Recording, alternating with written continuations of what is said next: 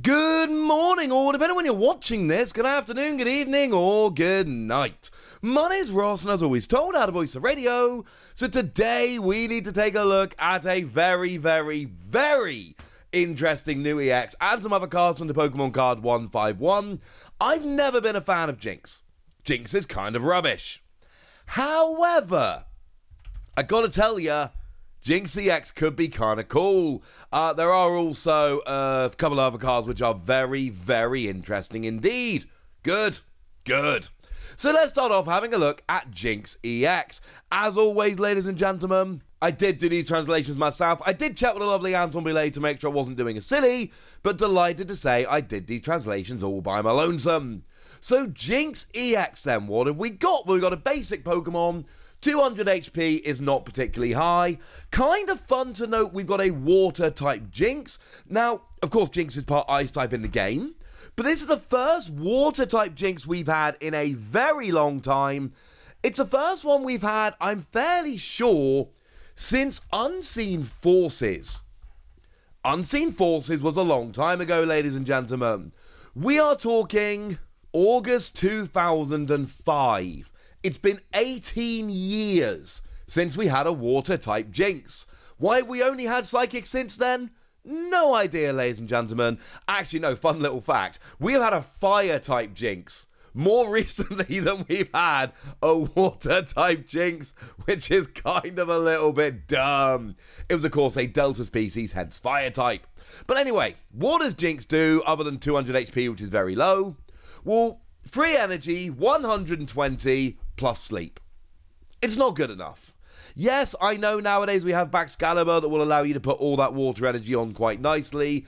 It's not enough.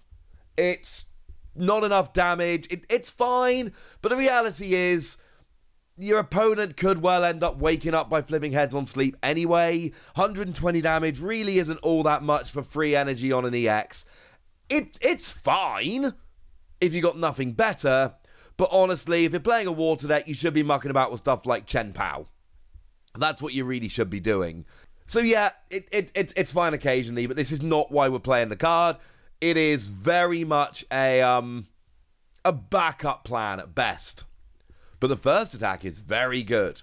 For 1 water, 2 colorless energy, if your opponent's active Pokemon is asleep, instant KO. No ifs, no buts, no babies. Instant KO on a sleeping Pokemon.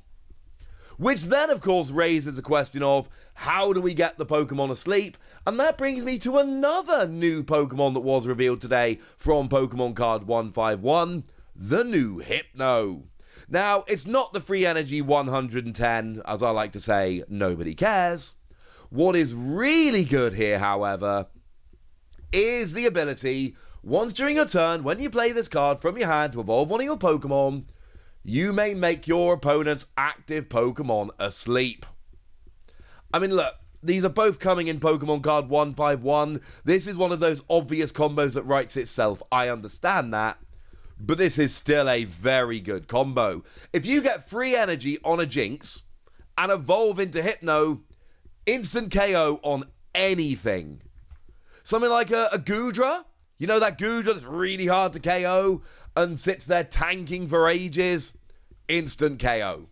That Copperaja, one of the ones that I was lucky enough to have the English language reveal of. Huge Pokemon. Reduces damage done to it. Very hard to KO. Instant KO. This, if you can get it rolling, is just absolutely phenomenal. And the fact of the matter is, Chen Pao decks are going to be played because they're good. We saw there was a Champions League in Japan last weekend. What happened?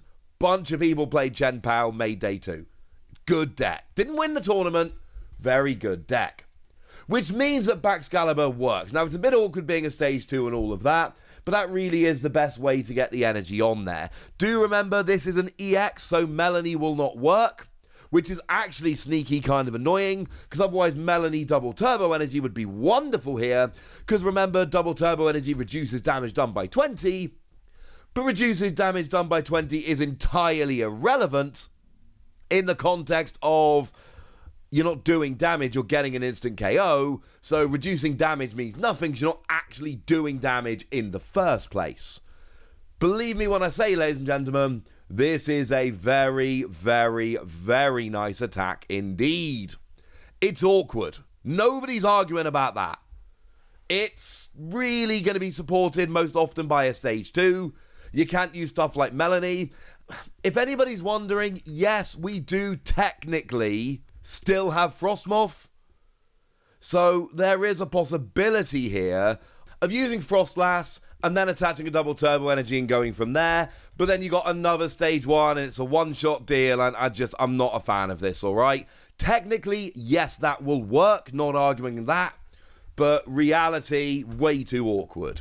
So you're probably using it with Baxcalibur, and you need to get a stage 1 rolling. But your attacker is at least a basic. You've got Chen Pao to search out your energy. So all you really need to do is play like a couple of Jinx and maybe a 2-2 Hypno line in a Baxcalibur deck, and you've got instant KOs. Of course, we do need to point out that there is a big loss that happened recently, and that is Scoop Up Net. Losing Scoop Up Net is actually super duper duper annoying here. Scoop Up Net would be amazing with this. We don't have it anymore. You'll have to evolve up the old-fashioned way. But with a 2-2 line, I'm sure you will be fine. Yes, it takes a little bit of setup and it's a little bit awkward. I'm not arguing against that. But also, it's an instant KO on any Pokemon whatsoever. I think it's worth a little bit of effort, ladies and gentlemen. I'm going to go ahead and give this 4 Wassies. I really like this. And maybe the entire player base is going to just decide it's too awkward and never use it.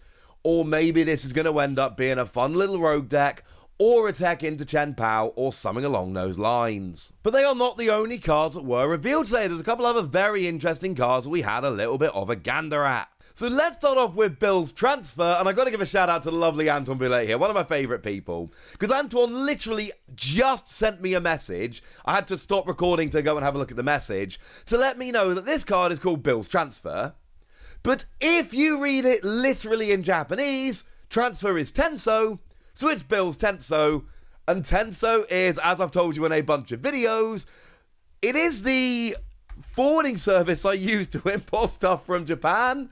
So I kind of love that this card's called Bill's Tenso. Although, as I always tell you, I'm not endorsing or recommending Tenso. It's the one I use. This is not a sponsored video.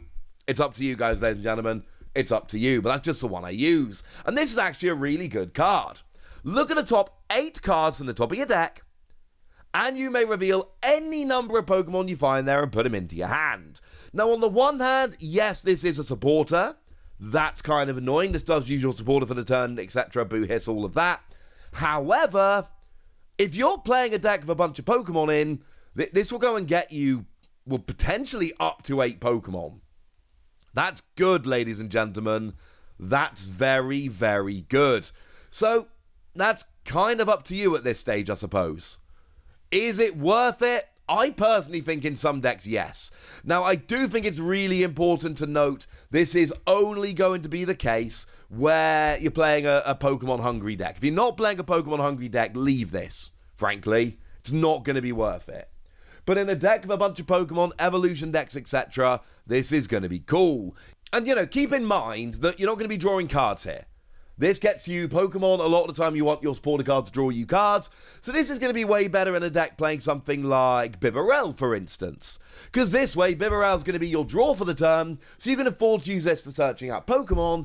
And of course, if you've got a Bidoof on the bench, then the theory here is that you play Bill, get a bunch of Pokemon including Bibarel, and then you roll from there. That would work very nicely indeed. That would be good. Because then you draw your cards with Bibarel.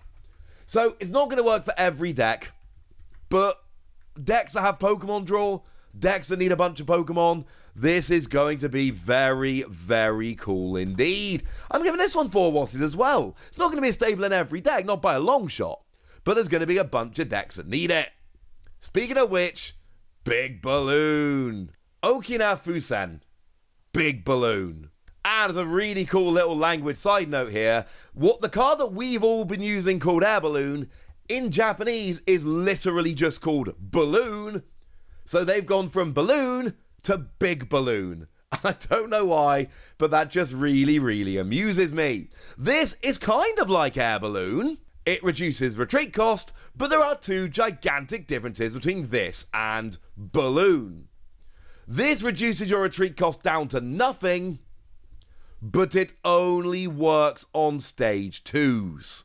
Now, actually, as a rule in queries, this is really important. Whereas Air Balloon reduced your retreat cost by 2, this reduces your retreat cost to 0, which is really important because it means if your opponent is playing anything that increases your retreat cost, you still have no retreat. So Air Balloon reduced it by 2, but anything that would increase it still increased it. This takes it down to 0. Your opponent could put your retreat cost up to 12, and this would still take it down to 0. But it only works on stage 2s. But it literally gives you free retreat. Now, I've got a series on this channel where I look at cards which are never coming back. Cards that are never being reprinted because they're too good. One of the cards I keep thinking I should feature in that series is Floatstone, and every time I realise I already did that a while ago because that is a ridiculous card that's never coming back. Because, and this incidentally, this is more proof that we're not getting Floatstone back. You don't print this card if there's any chance of Floatstone returning anytime soon. Floatstone is gone. But Floatstone was this for any Pokemon, and it was a ridiculous card that was a staple in like every deck. Sure, this is only for stage 2, so it's not as good. But believe me when I say, ladies and gentlemen, stage 2 decks are going to be all over it. I'm giving this another 4 Wassies. And I'm telling you now, Pokémon Card 151, it might be a set, which is kind of a special set and a nostalgia set and all of that. But we've seen enough of this set to know now it is going to really have a competitive impact.